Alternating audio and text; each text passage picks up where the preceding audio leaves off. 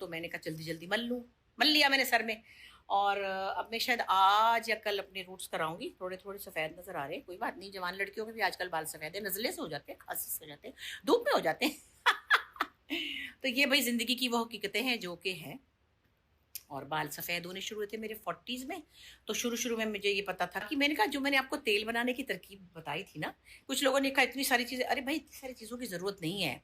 वो तो मेरे पास थी तो मैंने लगा ली। अब ये थोड़ी कि आप ये सब ढूँढने ही निकल जाएँ।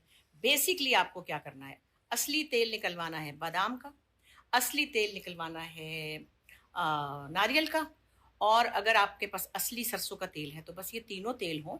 आंवले, रीठे, सिकाकाई आसानी से मिल जाते हैं, बाज़ार से वो ले लें, नहीं तो आंवले का पाउडर ले लें, नहीं तो साबुत भी ले लें। और फिर उसके बाद आप एलोवेरा भी आसानी से मिल जाएगा, कड़ी पत्ता भी आसानी से मिल जाएगा, प्याज़ भी आसानी से मिल जाएगा, ये वो मुश्किल चीज़ें नहीं हैं। मेथी दाना भी आपके पास होता है किचन में।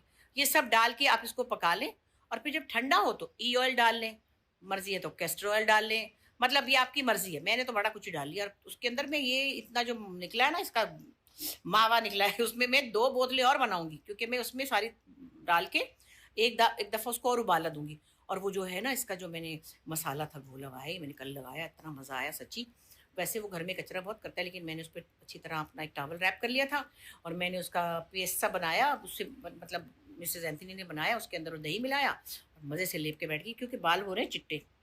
तो दही जो है वो हेयर बालों का रंग जो है वो थोड़ा-सा काटता है। तो इससे पहले कि मैं ज़रा डाई लगाऊँ तो मैंने कहा जल्दी-जल्दी मल लिया मैंने सर में।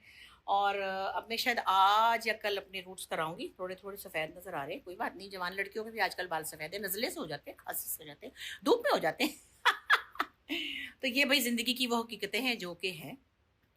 और बाल सफ़ेद होने शुरू हुए थे मेरे 40s में। तो शुरू-शुरू में मुझे ये पता था कि बालों को डाई लगाने से बाल डैमेज होते हैं।